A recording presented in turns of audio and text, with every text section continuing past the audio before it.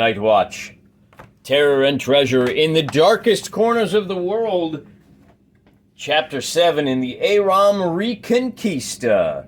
Today, our plucky little dwarves are now on the verge of reclaiming their ancestral homeland. Let's go ahead and take a look at the Dungeons of Aram first. Longtime viewers will be familiar with this little dungeon setup. It's a static dungeon, but we've done a few things to kind of personalize it and make it different each time.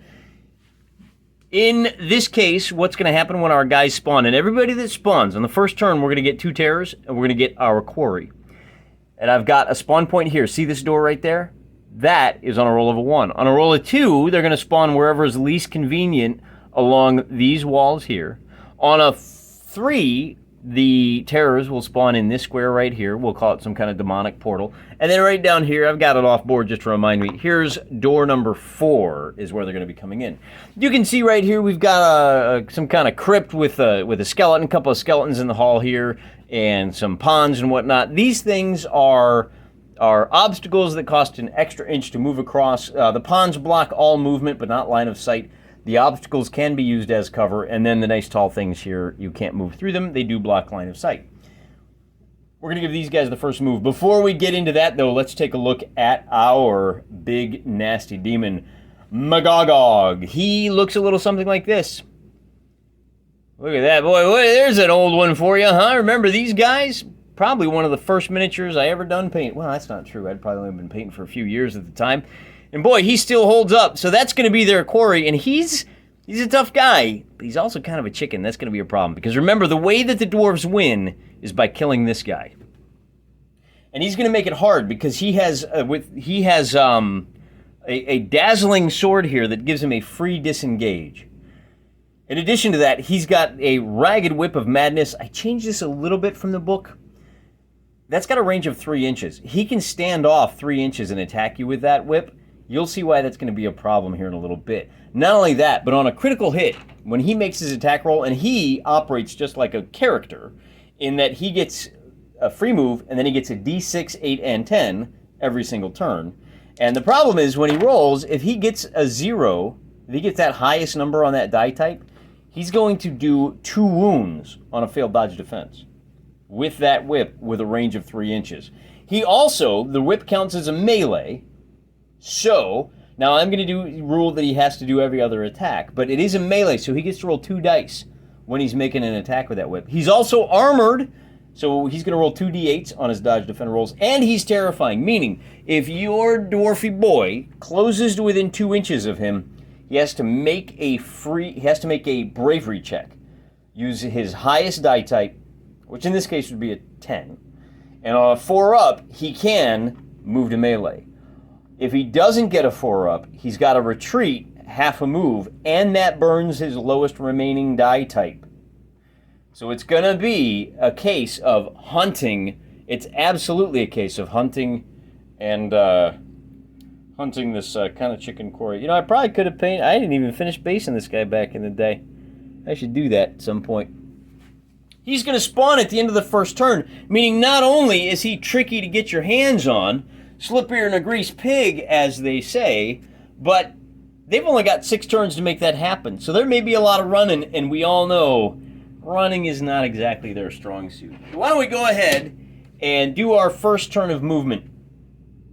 Here we go. I've divided this up into 2 strike teams. I have got Bob Iojimbo with a double-handed axe is going to be running around with Jonal Amshead, and they're going to try to cut up the middle. In the meantime, we're going to have Arthur de Casilva and Gav Inmorgan are going to come up this way so that we're ready. Wherever that quarry appears, we can get to him as fast as possible. With this strike force, we've got 1 hired crossbow dwarf, and a doggo, and then here we've got a crossbow and a human ranger. The crossbow guys are D8s, the ranger is D10s. And then what I'm going to do is I'm going to start off with Gav here. No, not Gav. That's Arthur. Wait. The big hammer is Gav. I got it right the first time. Gav is going to try to move, and with a 2 he fails. So he's only going to be able to move 5 inches. But that will bring him up to here, and then he's going to save his D8 and his D10. And that's essentially what everybody is going to do. he's going to stand guard, and if anybody comes to contact him, he can use those 2 dice as his attack. In the meantime, I'm going to try to move. Jonal is going to do the same thing, and with a 4, he's going to be able to move 10 inches. He's going to take advantage of that. He's going to move 6 to there, and then another 4, so he'll be able to come up to the corner right there. And again, he's got his D8 and his D10. And then these 2 guys, well, he is, the Crossbow Dwarf there is going to have to use both of his movements to move 10 inches, and he's going to move 6 to here, and then basically he'll come up to right there. And then this guy has a total of 3 D10 actions he can take. He's going to roll a 7 for movement, so he can move 10 inches. 6 will put him here, and we'll put him right... yeah, we'll put him right there. So he's actually looking this way. If any terrors come from that direction, he'll get a shot off anybody that appears in his line of sight here. On the other side, we're going to have dwarf number 1 is going to get a 5, so he can move 10 inches. And I don't know if we want to do that or not. We're going to bring him up to here for sure. And I think so. That was going to be 1, 6, 7, 8, 9, 10. So he's going to stop right there. And I don't have nearly enough blue chips yet. So now he's got a held action. We'll try him. He's going to get 2. That is with the big axe. Bob Iojimbo is not quite as blocked out, so he might as well take the other. Can move 6 inches to there, and then 2 inches, and I guess like that? Or do we bring them over this way a little more? Let's bring them over that way. So they're ready to ambush anybody that comes in here. The other thing that I'm going to do with my kind of limited AI is that the terrors that appear are not going to double team anybody unless everybody within a line of sight has already been contacted. Then we've got, what is that, that doggo. Well, let's do the Crossbow Dwarf first. And he's going to get 2 moves, so we'll move him 6. And I guess we can put him wherever. We'll put him right behind the pool there. And then how does that dog move? Do you guys remember? He is a D10 companion, so he's going to have 1 chance to move, and he is swift. That was a 7. I'm taking the 7. And being swift means he can run 8 inches. So we'll go 2 to there, we'll zigzag over to here, that's 6, and then he's got another 4, so he's going to come right to there, and he's going to attack anybody that enters this room. So we got pretty good ambush showing up here. By the way, these guys all leveled up, and I should have 4 additional initiate level friends to help them out. So here they are. They're all dwarves, and just to keep things simple, I'm just going to go with a basic profile. All 4 of these guys are going to come on, and I'm going to keep them together as a squad. And they've got chainmail, so they roll 2d6 for their dodge and defend. They all roll 2d8s for their melee, and that's it. We're just going to keep it nice and simple. And with these guys, I'm going to roll, since they're all the same, I'm going to roll for movement and see how far they each can get. So our blue guy can move a total of 10 inches. And since they're all in basically the same place, I'm just going to measure from this corner here, okay? I rolled a total of 1 success, so he can move 10 inches to there.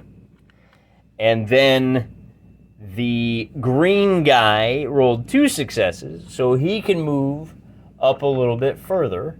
None of these guys are holding any of their actions. They're all fairly rambunctious. One of them is only going to be able to move 5 inches, so he stops short right there. And then the guy in red is going to be able to move 10 inches. So this is basically what we're looking at here.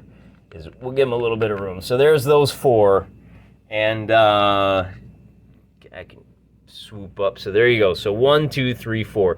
They do all have 3 wounds. And as they take wounds, they're going to be able to do less actions each turn. Your first wound costs you your D10 dice. With all of that out of the way, we are now ready to figure out where our bad guys spawn. First up, we're rolling for our 2 terrors. They're going to come on at spawn point 2. Let's take a look at what we got. We got a couple of hideous little, I think these are Reaper Bones figures, soft plastic. A couple of horrible little demon creatures, although they're not so horrible when you compare them next to a 15mm figure. They go from being little closets to full-blown, terrifying critters. And they're going to appear over here in this corner, like so. And then we have to roll to see where our quarry comes on. Number 4, wouldn't you know it, as far away as you can get. That's right down here. And he is giant and he is terrifying. He's going to use his free move. Now he gets to move 6 inches. So he'll move up to here for his first move. And then he's going to use his D10 to try and move. I guess I can leave this right here for now. So on a D10, now this costs him 1 inch. So he's only going to be able to move 5 inches to there. Then he can use his D8. And with a 1 he fails, and with a D6 he can succeed. And we'll go ahead and move him 6 inches rather, over to here.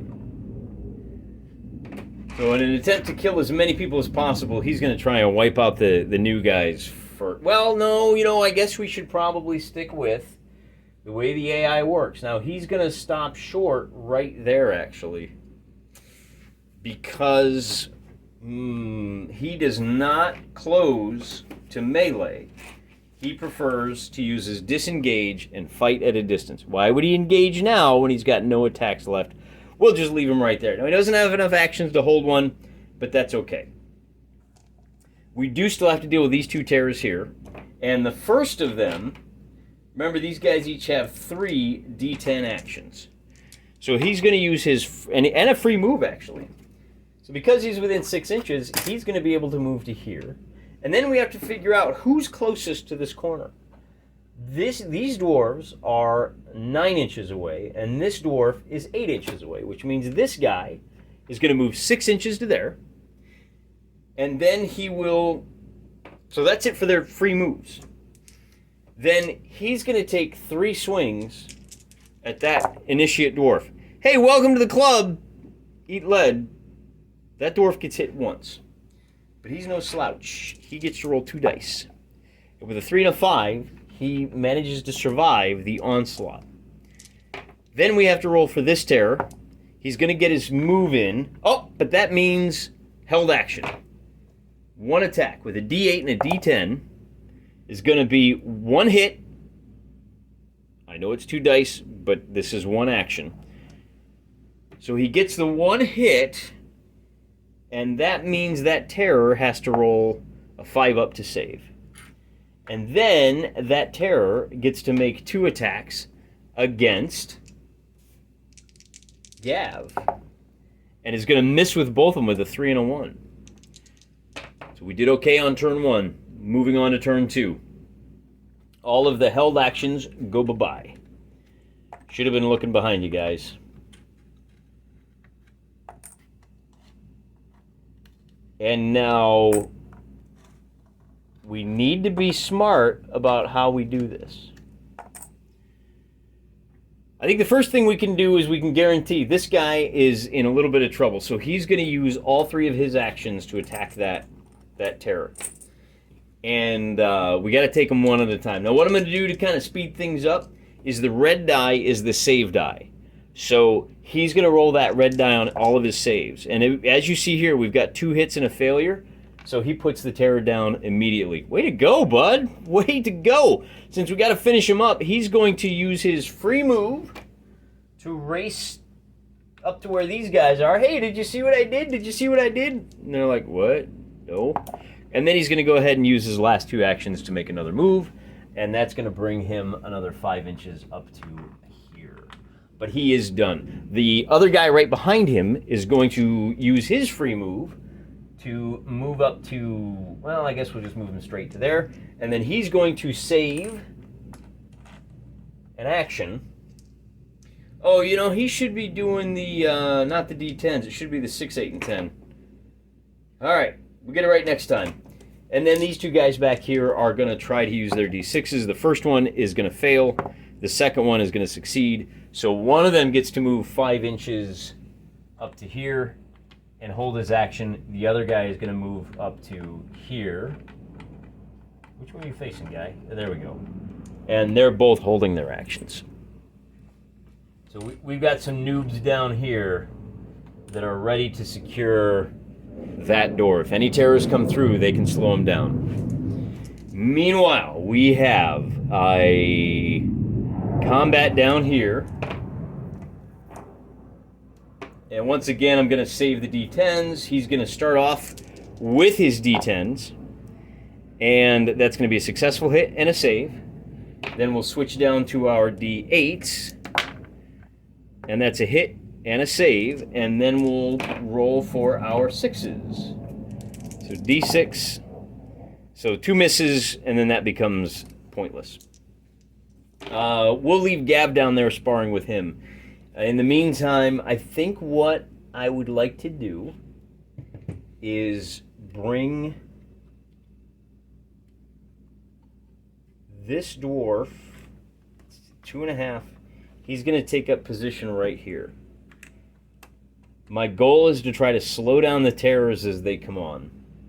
Well, these guys, so that's his free move, 5 inches. And that's our D8 boy. He's going to try to move and fail, and try to move, and he's going to succeed. He can only move 4 inches because the debris is in the way. And then our ranger down here is going to roll. And, well, first he's going to get to move his 6 inches. So 2 to there, 4 to there, and I think we'll go ahead and try to move him again. So he gets another 5-inch move this time, which will take him 5 because he's crossing this, and then to there. So he can't quite see. A 3 is a failed, and then I guess, oh, that's a D, that's the wrong die type. There we go, a 6. So he can move to here and take up position right there. Then our good boy, doggo boy. Is that who we move next? No, I want to move this crossbow guy next. He's got the free move coming, so he can go 3, 5, so he can move up to here, and then he can take 2 shots. And with those 2 shots, he's going to get 2 misses. All right, 5. So he can rush up to there. Now, there's no line of sight, so he's going to have to use one more. I think, does he have line of sight? Yeah, he does, but he does not. So he has to use one of his actions. We're going to try the D8 to get stuck in. So he does get stuck in, but he's only got 2 attacks now. Who is that? We need to look at some special abilities. That is going to be with the big axe. That's Bob Eojimbo. Do we want to use our Berserk Charge and get the free D8 attack? I think we do. So I'm going to be rolling 3 D8s for the first attack. The red is the free attack. The other 2 dice will provide an extra hit. So he gets 1 miss, and he gets 1 hit with those 2 dice. And our Corey then has to save, and with 2d8 he does make his save. But he also has, let's see what other special abilities he has. So that was his Berserk Charge. And then, who is that? That was, this is Bob going at him. Now, Bob has a special ability of Cleave. Declare before melee attack. Do we take the D8? Because he can move. He's only 5 inches away, so he can move to contact. So we can either take the D8, or we can get +1 to attack and -3 to the dodge defense. Let's do the D8 on our D8s. So same thing, rolling for 2 attacks. That's 1 hit. The free attack is a miss. Our quarry rolls and makes both of his saves. So we're not going to waste time. We're going to go ahead and use Cleave, and we're going to get +1 on our D10 attack. And with a 0, that is a success. So our quarry, because of the cleave, now has a -3 to his dodge defense. Remember, 4 up to save means he fails, and we have now inflicted our first wound on the quarry. So he does lose his actions as he takes wounds. But I think that's it for... Oh no, our doggo still's got to go.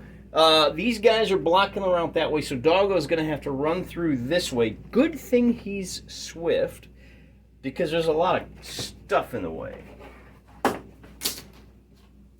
Go get him, boy.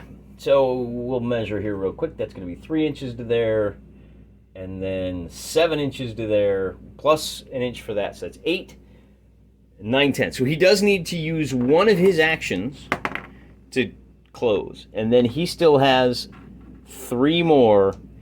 And I think he gets a +1 to his attack because he's a follow-on.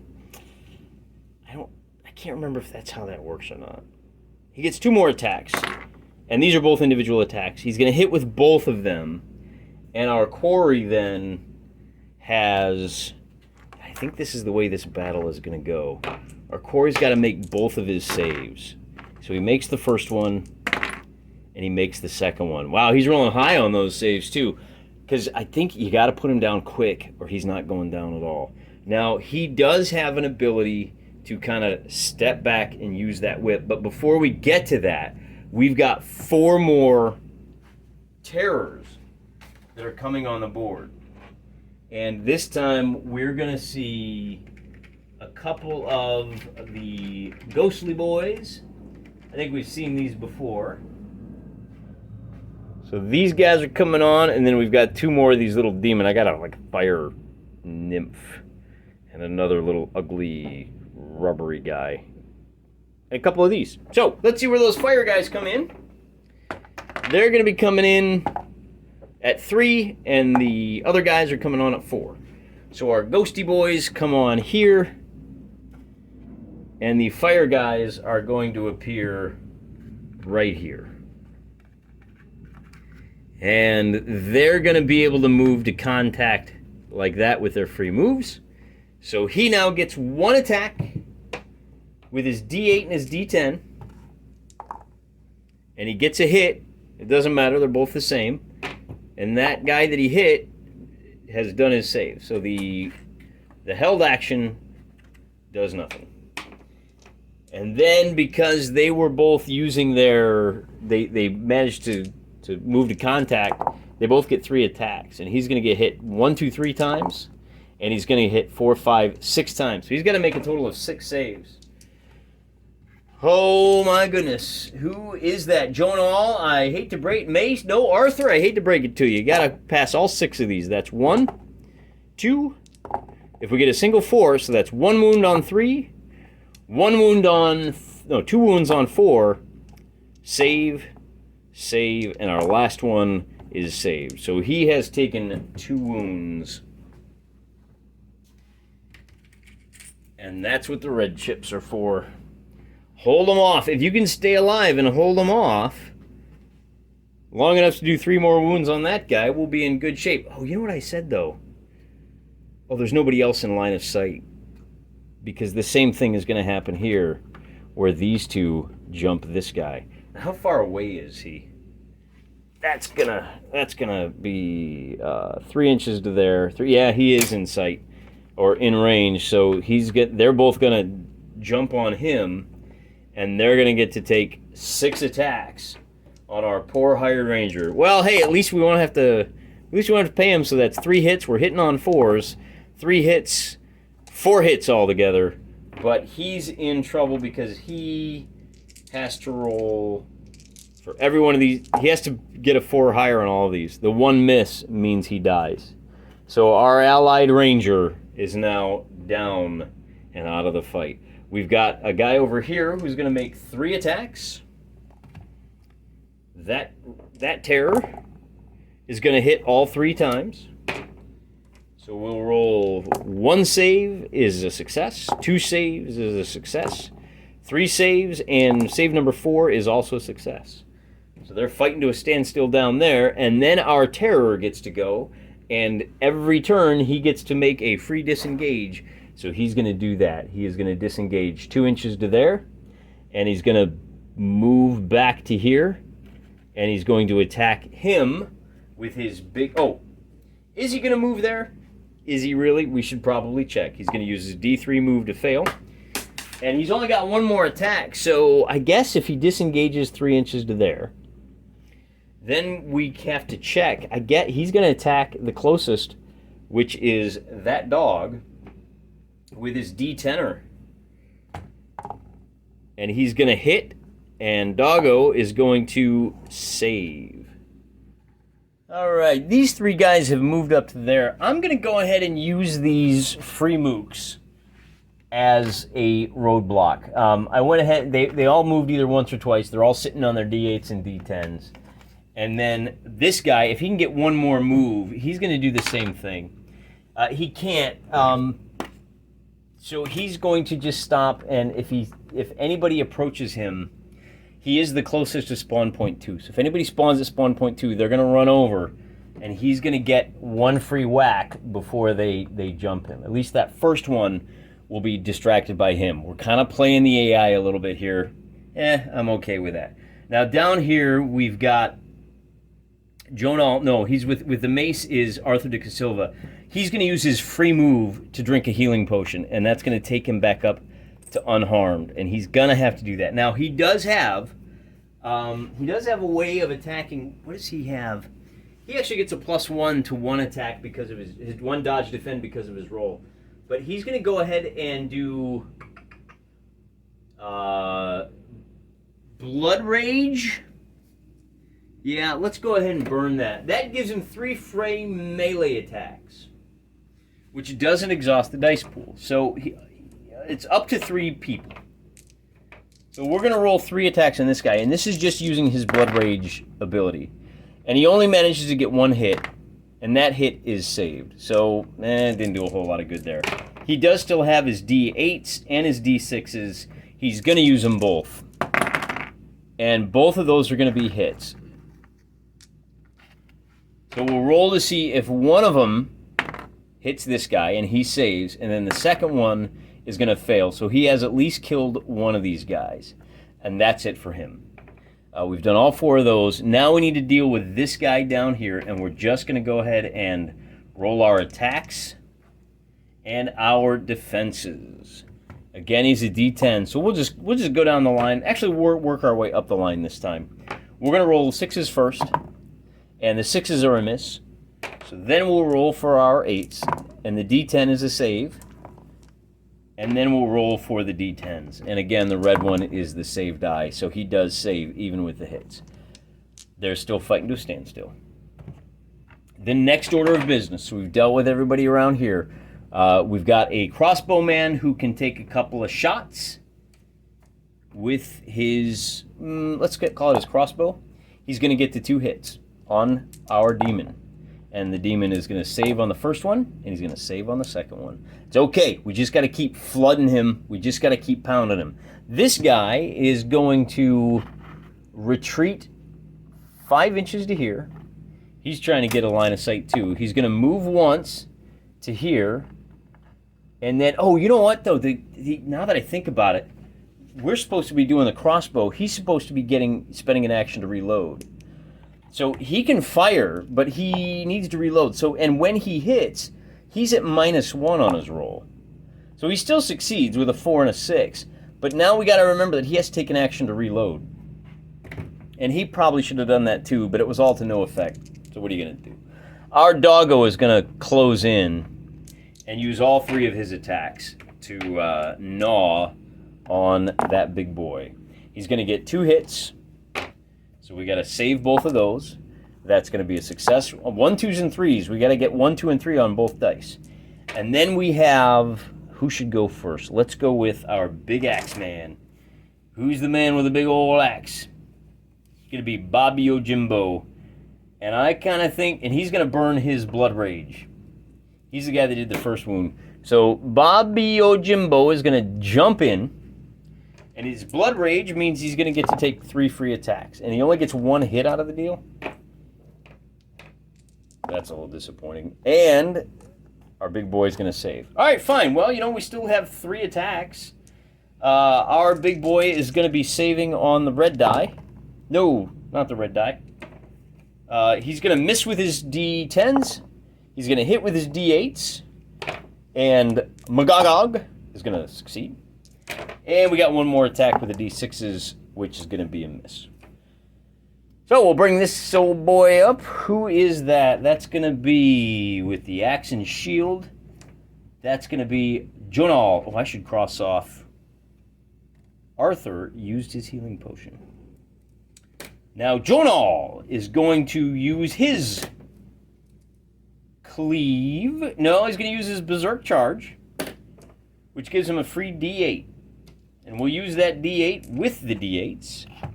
So the red die is the bonus attack. So he gets 2 attacks, 2 hits, and our big boy saves the first one and saves the second one.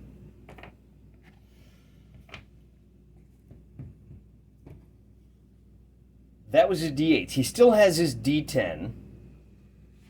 And plus 1 to attack roll. So we'll roll the D10s. And he gets a 4 and a 2, which is a hit. And the big demon is going to pass. Now we're going to use the cleave with Jonal. See if we can score a second hit on this guy. Rolling for 6s. It's a +1 to hit. Whoops. Whoops. Come on, hit the thing. That's what it's there for. And he misses with the cleave. Oh, disappointing. We're gonna. Oh, you know what else? Oh, you know what I haven't been doing? I'm gonna make their D10 bravery checks. Every time they want to close the melee, I'm supposed to be rolling this. I'm gonna roll 2 of them for my dwarves. Yeah, see, they shouldn't be in contact at all.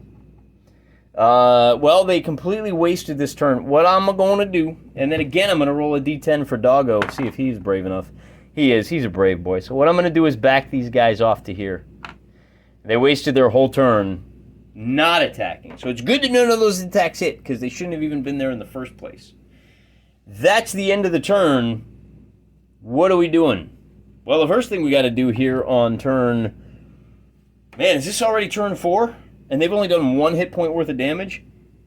Man, you guys better start dropping some bombs or something, guys. You're doing terrible. Let's roll a D4 twice to see where the terrors come on. 3 and... 3. So we've got 4 terrors coming on right here. And it's going to be a couple of terrors in black robes and a couple of terrors in white rags. So here's our white rags and here's our black robes. Look at those terrifying guys. He's looking for an honest dwarf. And they're all going to come on right here. And they don't care about nothing but getting stuck in. So all of their first move is going to be 6 inches to this doorway. Since he is already dancing with the fire lass, they're going to rush around this way. And what do we got here? We got D10s all over the place, don't we? The first guy is going to try to move, and he's going to succeed, and that's going to be to make contact with this dwarf, with this crossbow dwarf. He's got 2 attacks, and he's going to hit with 1 of them. And our buddy there is going to succeed. The next guy in rags is also going to close. Oh, but he failed his first move, failed his second, and he failed his third. He's not going to move. I spoke too soon. So this guy's going to do it. And he's going to fail on his first. And he's going to fail on his second. And he's going to fail on his third. Wow, look at that. Something's going our way. Oh, maybe it's not. So we'll move 4 and 2. We'll just bring him into contact there. And then he's got 1 more action left. He's going to hit with a 5.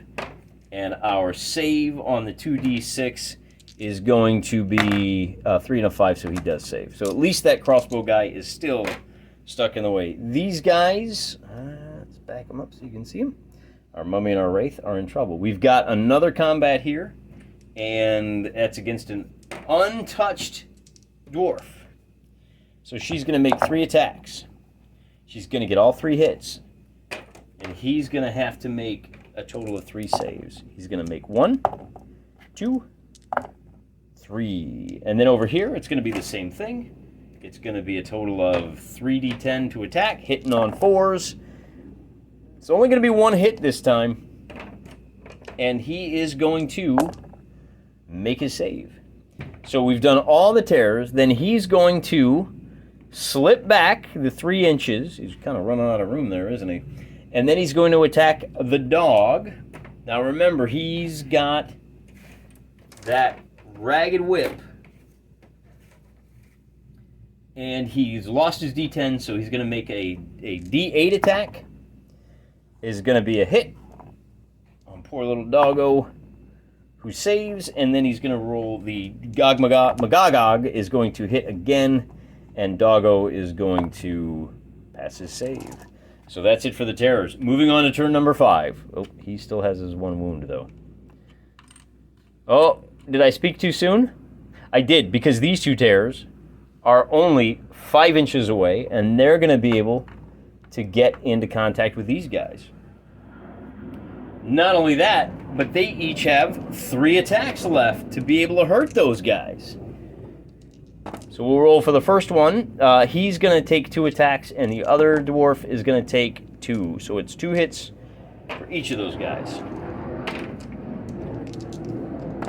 What I get for filming near an airport. There's a first save, second save.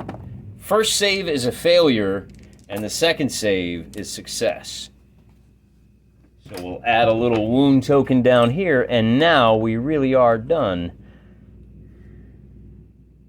Starting on turn number 4 now, we really need to get these guys engaged, man. We really needed to slow them down so that our heavy hitters could get stuck in. Looks like that's not going to happen, though. I'm going to go ahead and start with these 2 attacks over here. And for this combat, it's going to be starting with the 6s. Going to roll the hit and miss. Then the d8s, we're going to get a hit. And that terror is going to save. And then we'll roll for the 10s. And we're going to get 1 hit. Well, either way, it's 1 hit. And the terror is going to fail. So this terror finally goes down. And not only that, but he does have his 1 move left. So he can kind of trundle on around to here. There you go, buddy. Come on, Gav. Get legs. Then we've got a battle down here that's pretty straightforward, a little one-on-one action. He's going to start with his d6s. He's going to get 1 hit, and the terror is going to pass. He's going to roll his 8s, and the terror is going to pass. And then we're going to roll the 10s, and as always, the red d10 is the terror's save. So that's a failure. This terror goes down, and now he still has 1 movement. So he's going to rush over and make contact with this terror. I know that sounds a little wonky, but we really need to kind of keep the number of terrors down so everybody can do what they need to do.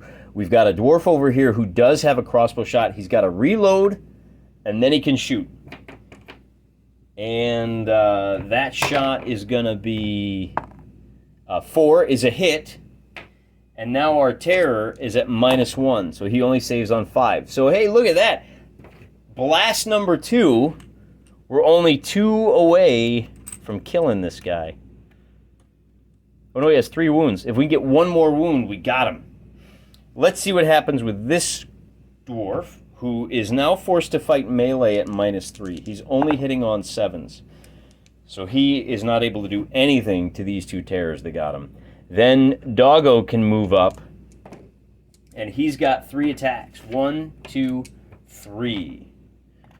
So let's see if the canine can pull anything off. He's got a 4 and an 8. So our quarry passes the first. And there it is. He fails. That's his 3rd wound. Our quarry goes down. And just like that, the terrors realize that they have been abandoned by their big boss. If even Magogog can meet his end at the jaws of... I really wish I would have named this dog now. Old Humble Doggo. who is, basically the size of a horse. Well, I don't know about that, but he's he's not going to be humble for long because he's got a life supply of dwarf kibble that he's going to be fed. The terrors get terrified and they quit the field of battle as is. And wouldn't you look at that? Airom has been reconquisted by the dwarves. We've got 4 young'uns who are able to experience the dangers of a hunt, and who knows? Maybe they'll do a hunt on their own, or maybe we'll do another campaign using nothing but elves. Not likely. I don't trust elves. Hope you enjoyed this full hunt 7-game campaign. It's always more fun to play a series of battles rather than just a series of one-offs where things carry over. Your guys get better, your guys get stronger, and I sure had a good time. Keep an eye out for more Night Watch in the future. Till next time, I'm praying for you.